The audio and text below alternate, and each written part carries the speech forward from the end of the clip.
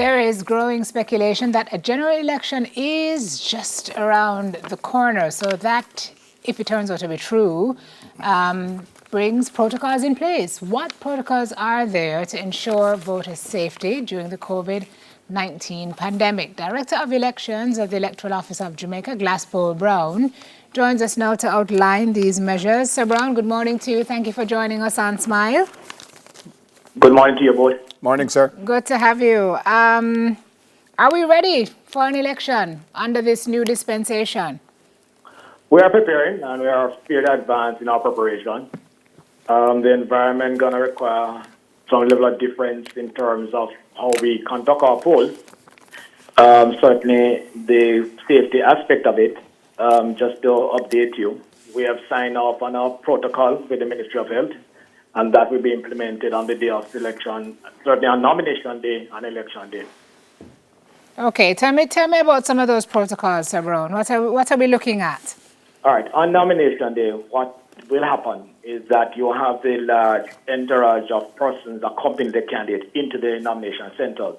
What will allow on nomination day is that the candidate will be accompanied by a limited amount of persons. There's a limit to it. I think the limit there is 10 persons maximum.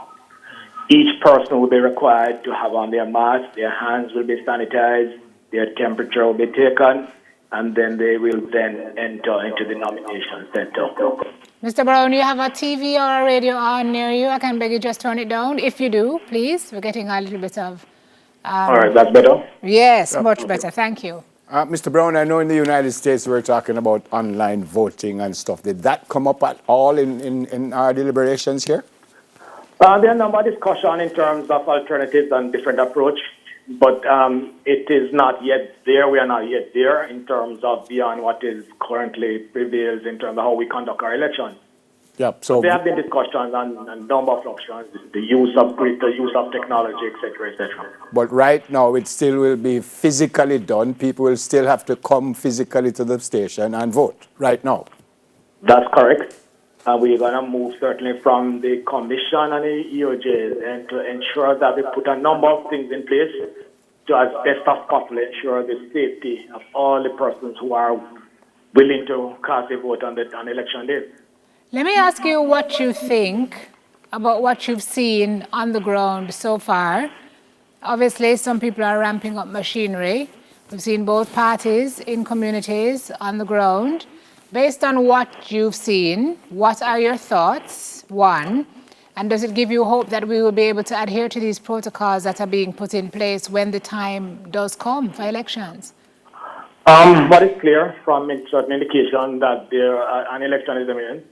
And as such, we perceive we have the view that it's going to be very challenging on election day, but we figure that we will be putting in place the necessary things that will allow us to, as best as possible, protect the electors and allow the process to flow on election day.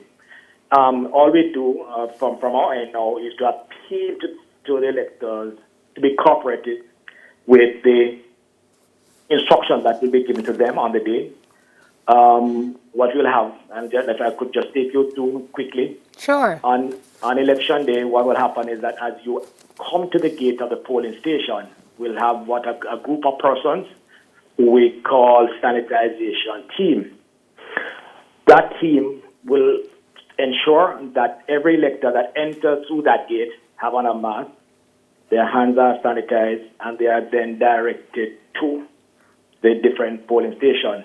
A number of signs will be placed up on the compound itself. We're going to, as best as possible, ask persons to adhere to the physical distancing. We have brought an additional number of security persons on board to assist us in the process. When you enter that polling station, you'll be required to temporarily remove your mask just for the presiding officer to identify you as the elector. After that, you will be asked to put back your mask. Then you will be given certain instructions. Then you'll be given your ballot to go back behind the voting booth with your individual pencil. As soon as you mark your ballot, you return with that pencil on the ballot to the presiding officer. What will happen that only after every single use of the pencil, that pencil will then be re-sanitized again. Yeah. On giving your ballot to the presiding officer, the presiding officer will issue certain instruction that will ask you again to sanitize your finger before you dip in the ink. Suffice to say, though, the ink is alcohol-based and it has certain chemical features that prevent the transmission of infection. So there's no fear in terms of you dipping out the finger in. But we're doing an additional precaution by asking you, the elector, to re-sanitize your finger. Yeah, Mr. Brown, And this. throughout the day, we will be sanitizing the polling station. So a number of things will be happening on the day. Okay. I suggested this morning that I forgot to put on my mask heading into an entity. What happens if someone forgets their mask? Will you give them one, or will you just turn them back? What will happen?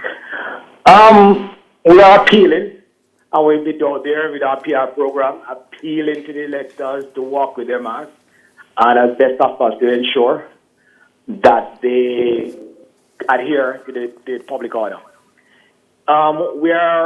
We'll be providing an alternative, but that I don't want to explain the alternative right now. As we get closer to the elector, we provide an alternative in terms of the supply of the mask, only for individuals who have left their mask. Okay. But that's just to say, though, we appeal to you, wear your mask.